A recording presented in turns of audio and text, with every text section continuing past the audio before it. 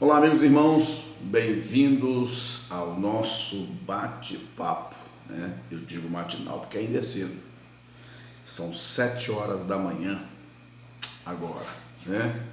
Como é que você está? Tá tudo bem com você? Como é que está a situação aí na sua cidade? O que você tem passado, né? É preocupante, o momento é preocupante, mas nós não devemos perder a fé, a esperança de que as coisas vão chegar em seu devido lugar. Queridos irmãos e amigos, eu tenho um tema aqui que eu estou procurando explorar bastante esses temas, pelo momento e o contexto que nós estamos passando, que é esse momento ruim de pandemia, tá certo?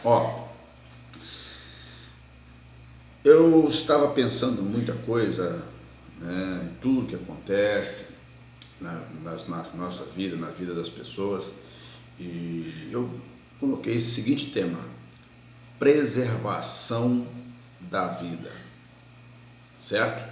Preservação da vida. Esse fato aconteceu na vida de um jovem chamado José, né?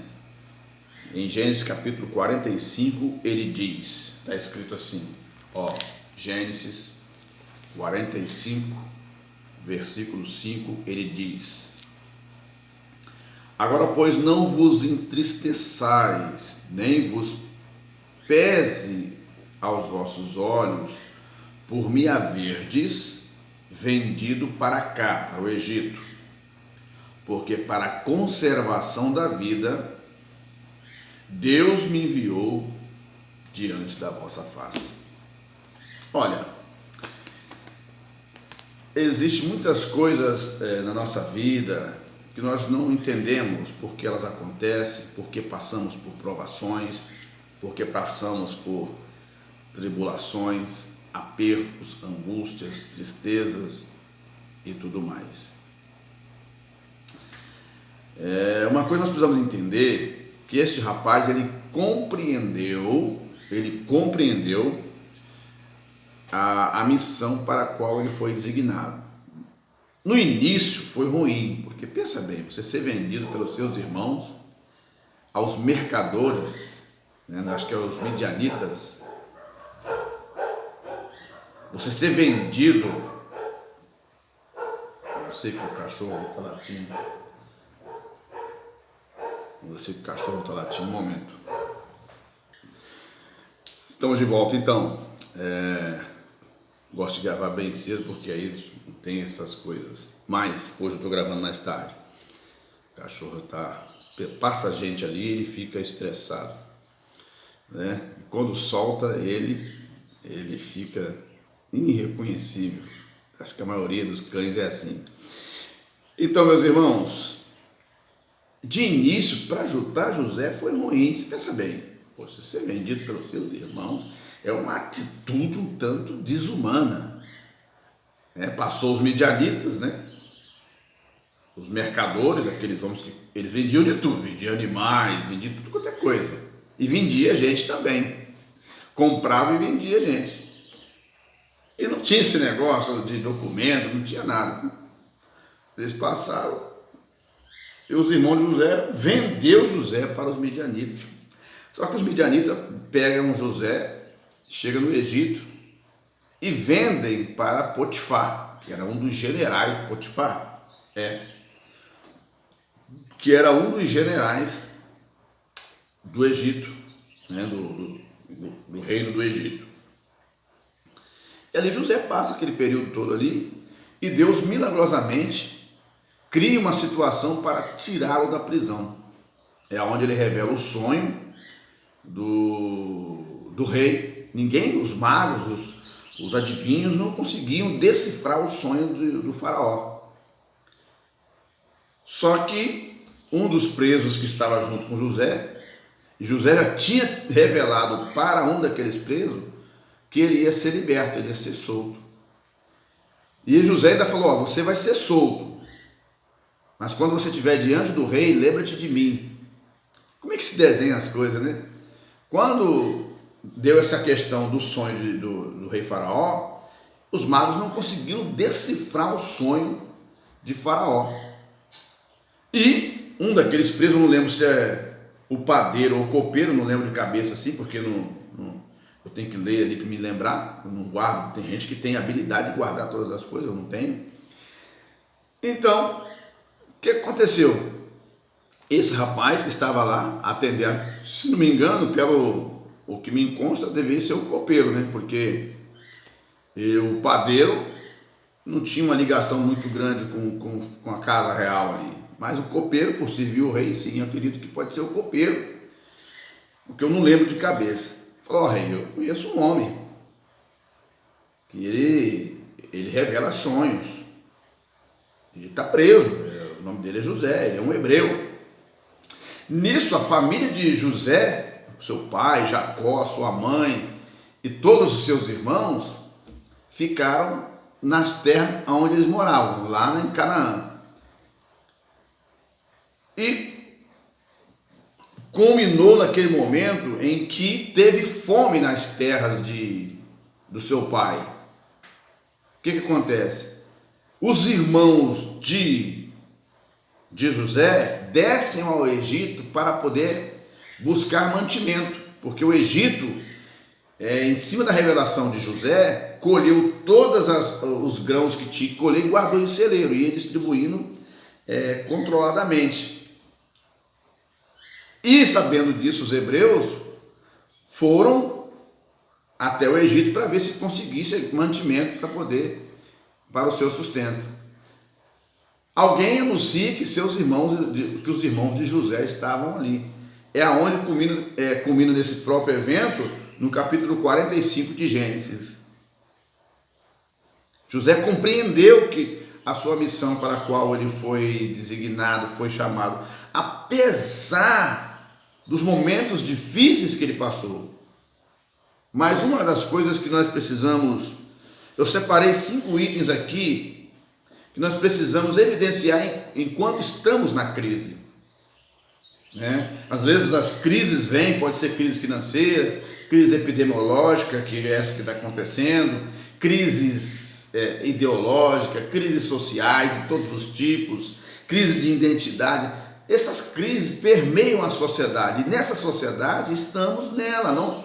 Crentes e não crentes estão vivendo nessa sociedade.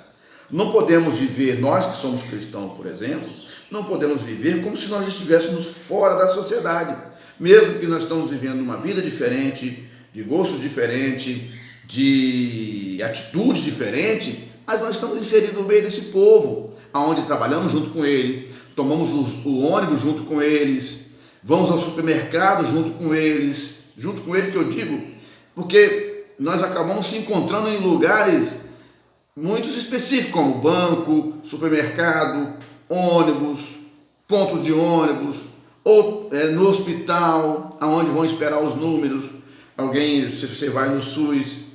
Então, nós estamos inseridos nos problemas da sociedade. Nós que somos servos de Deus, por exemplo, não podemos achar assim que nós vamos ter privilégios porque somos servos de Deus. Se a sociedade passa por problemas, por dificuldades, vamos passar também. Na Bíblia Sagrada tem um ponto ali em que o rei havia muita fome, né? Eu preciso ler uma hora para te mostrar. Havia muita fome, houve uma grande fome, fora essa do tempo da família de José. Num outro tempo para frente, acho que no livro de Reis ou Crônicas, fala sobre isso, né? Rei, Crônicas, Isaías, fala sobre isso. O rei saiu para ver como é que estava a cidade, porque a fome era muita gente estava morrendo. E ele encontra na cidade 2 mulheres brigando. E ele para a sua comitiva para poder perguntar a essas mulheres o que estava acontecendo. Você sabe o que estava acontecendo? Quando o caos, a dificuldade chega, os seres humanos eles tomam atitudes terríveis. Voltamos muitas das vezes ao estado primitivo e passamos a ter atitudes agressivas, perigosas. E aquelas 2 mulheres, elas brigavam. O rei perguntou: o que está acontecendo com vocês aí? O que está levando vocês nessa discussão? Aí uma das mulheres falou assim: olha, é porque nós combinamos de um dia nós comermos o filho dela, matarmos e comermos por causa da fome, nós não temos o que comer, e no outro dia comermos o meu filho. Então o meu já foi morto, já cozinhamos, já comemos, agora é a vez de matarmos o filho dela, ela não quer. Olha só que estado de calamidade que aconteceu. Você já imaginou isso? Hoje nós estamos passando por essa crise, mas sistematicamente teve esse auxílio emergencial que que muitos de nós participamos, inclusive da minha família participou desse auxílio emergencial. Lá naquele tempo, quando houve crise de alimento, porque era uma das únicas atividades que tinha era trabalhar a lavoura, trabalhar pelo alimento. Quando houve essa crise, as plantações não produziam, houve fome naquele reinado. E as pessoas passaram a combinar, devorarem membros da família um do outro. Olha só que coisa estranha. O fato daquelas duas senhoras era um fato que apareceu ali no momento, está registrado na Bíblia Sagrada. Agora, e muitos outros que aconteceram lá que nós não visualizamos. Quando está em crise, o ser humano perde o juízo, perde o senso crítico da situação. Quando está com fome, quando algum membro está com fome, não tem perspectiva nenhuma, não tem horizonte, não tem nada que possa suprir as suas necessidades. Pensa bem num tempo de crise. Você que mora de aluguel tem que pagar o aluguel, pagar a energia, pagar a água, pagar a internet, pagar o telefone, pagar o supermercado, pagar a farmácia. Então todas essas coisas deixam de serem servidas ou correm o risco de serem te ofertadas porque você não tem o que pagar. Você vai à loucura. Agora, lá foi uma crise em que Deus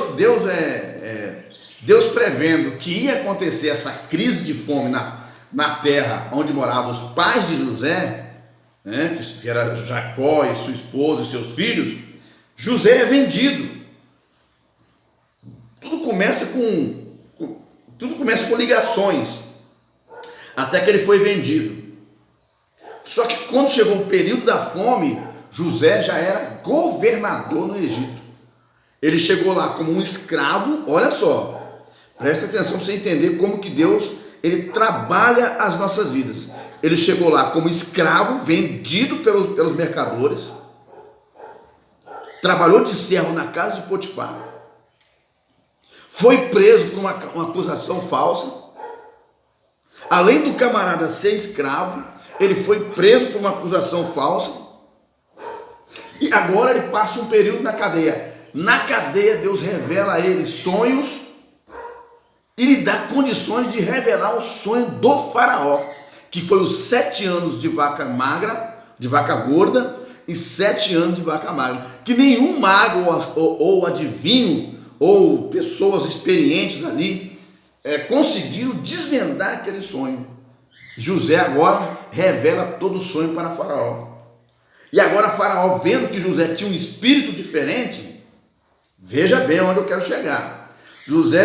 Faraó vendo que José tinha um espírito diferente, Faraó agora nomeia José a governador de províncias e do todo o Egito, porque Faraó falou assim: tudo que tiver aqui no Egito está sob o seu comando, menos a minha casa. Então o Faraó deu um status para José como um status de primeiro-ministro. O Faraó era o mandante totalitário do país, e José tinha uma função hoje interpretada como primeiro-ministro. Olha que honra! Para isso eu quero dizer para você, nós estamos vivendo um estado terrível de incertezas, mas você precisa, antes de você se apavorar, você precisa pensar em o que Deus vai fazer na sua vida diante dessa crise. Como que você está diante dessa crise? Os que chegam na crise e se comportam diferente, igual hoje, muitos foram atendidos pelo auxílio emergencial. Mas muitos foram atendidos pelo auxílio emergencial, mas foram ingratos para com Deus. Se todos que foram atendidos pelo auxílio emergencial se comportassem de uma maneira diferente, não teriam mais problemas acontecendo na sociedade, né? Agora, como que Deus quer te atender nessa crise? Quando você estiver na crise, nós estamos na crise, nós precisamos entender uma coisa. Primeiro, nós precisamos entender, se nós ficarmos firmes, se nós não perdermos o controle da situação, nós vamos sair muito mais forte da crise.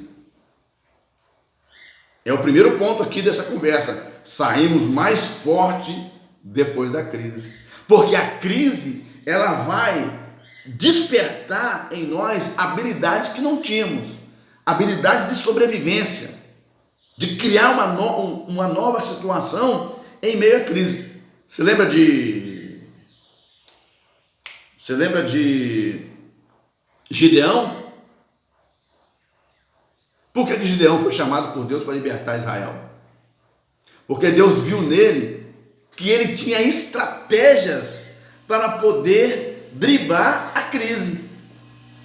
Os midianitas, os povos em torno, esperavam os judeus prepararem a lavoura para poder saquear. E ainda mais, eles não iam colher lá não, eles esperavam colher, colocar no celeiro. Depois que tivesse no celeiro, eles iam lá, roubavam toda aquela alimentação e deixavam os judeus, os hebreus, sem mantimento para tratar a nação. Gideão, vendo aquilo, ele foi preparar o trigo num lugar aonde os inimigos não iam suspeitar, no lagar. Lagar era o lugar de preparar uvas, de amassar as uvas para preparar o suco ou vinho. E quando Gideão está ali, Deus aparece para ele e dá a ele a missão de livrar Israel. Então você precisa observar na crise, né? Você precisa estar atento, porque é na crise que surgem novas oportunidades. Outro sim, ponto 2. Nós precisamos também visualizar a nossa postura na crise. Como se comportamos. Se nós estivermos na crise e vivermos como se nada tivesse acontecendo, e vivermos como se sem dar importância às coisas, e vivermos e a nossa vida, o nosso comportamento piorar na crise, nós estamos sentenciando a nós mesmos. Nós precisamos tirar o melhor que nós podemos de resultado da crise. Muitos que entraram na crise saíram mais fortes. Eu me lembro do caso de um garoto que passou na televisão, passou nas redes sociais, que ele vendia picolé. Saiu nas redes sociais, ele vendia picolé. Ele chegou numa rodinha de pessoas, eu já vendi picolé. E o que aquele garotinho passou, eu já passei também. De você vender o picolé para aquele grupo de pessoas e no final eles fazerem você chorar, dizendo que não vão pagar o picolé e ainda te mandam embora. Eu já vendi picolé, eu já vivenciei o que aquele garoto vivenciou. Mas o mal que aquelas pessoas fizeram, aquele garoto, mudaram a vida dele por completo. Ele passou um estado de humilhação. Mas o que Deus fez? Vou transformar a humilhação desse garoto em bem para a vida dele. Um filho de Deus foi lá e publicou o vídeo daqueles rapazes humilhando aquele garoto. De repente, começou nas redes sociais uma campanha a favor daquele garoto. O garoto não tinha casa, passou a ter casa. O garoto passou a ser reconhecido e hoje a vida desse garoto é totalmente diferente de antes dele ser humilhado. Então você precisa ter uma postura na crise e não achar que as coisas estão terminadas quando você passa por um evento ruim. Você precisa pensar positivo, de que Deus vai te tornar melhor depois da crise. Se você entra no desespero toma decisões precipitadas, faz coisas que não deveriam fazer, se comporta totalmente contraditório, deixa de ser menos crente, é desobediente, faz coisas erradas, você está sentenciando a si mesmo. Outro sim, verso 3 não, terceiro ponto aqui da minha conversa, entendendo a crise. Você precisa entender os motivos da crise. Se você não entender os motivos da crise pelo qual nós ou você está passando, você vai ficar perdido, você vai ficar sem norte. Qual é o motivo da crise? Quais as razões que trouxeram a crise? Por que a crise veio? Nós precisamos entender isso. Se nós entendermos os motivos da crise, nós teremos condições melhor de suportar a crise e sair muito mais forte lá na frente. Quarto, superando a crise. Aqui que você precisa mostrar quem você é de fato. O que você é de fato? Você é aquela pessoa que é valente somente quando as coisas estão tudo normais? Nós temos que mostrar o nosso vigor, a nossa valentia quando as coisas estão anormais. Precisamos se posicionar com uma postura coerente para podermos, principalmente o chefe de família, o esposo, a esposa, o pai e a mãe, que tem a família sob o seu controle, eles precisam passar uma segurança para a sua família.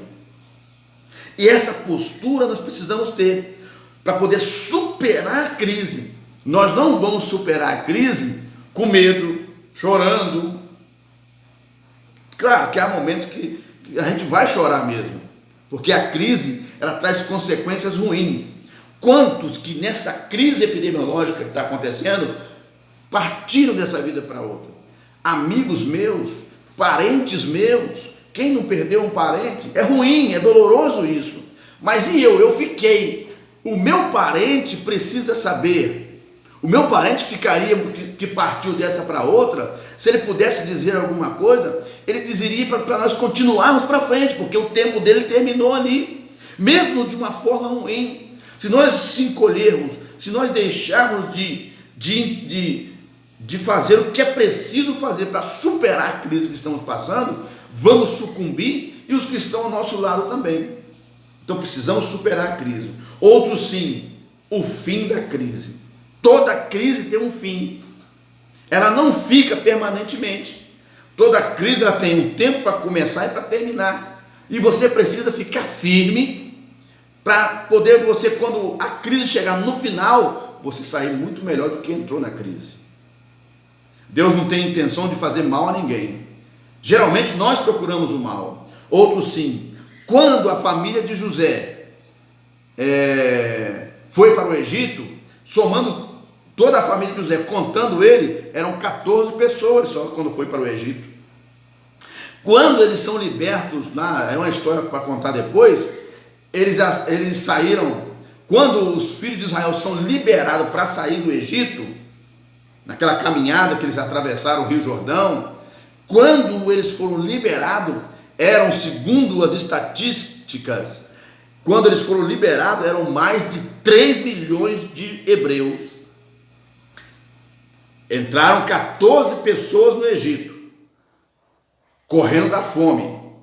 Quando eles saem do Egito, eles saem depois com mais de 3 milhões de pessoas. É algumas nações que temos aqui por perto.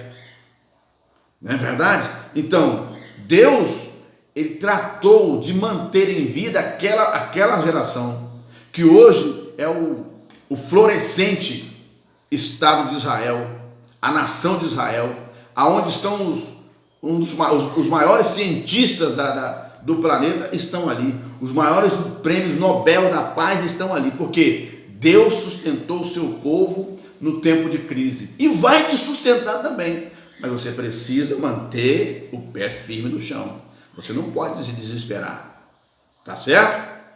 A Bíblia diz, o Senhor é meu pastor e nada me faltará. Se você tem alguma coisa dentro de casa ainda, dê glória a Deus, porque tem muita gente que não tem mais. Que Deus abençoe a sua vida. Eu quero orar por você. Querido Deus, há muitas pessoas sofrendo, Eu disse essa palavra a fim de ajudar de alguma forma, dar força e coragem.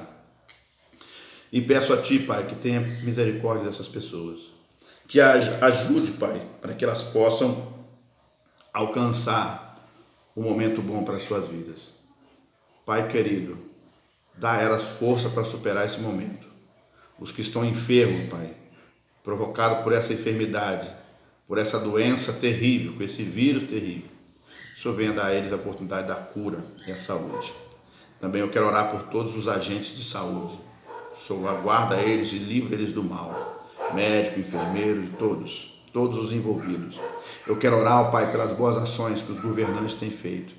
Começando pelo presidente Bolsonaro, seus ministros, deputados e senadores, juízes, pessoas que não estão aproveitando a crise, Pai, para fazer balbúrdia, mas que estão, Pai, durante a crise, dando a mão um ao outro em prol da vida.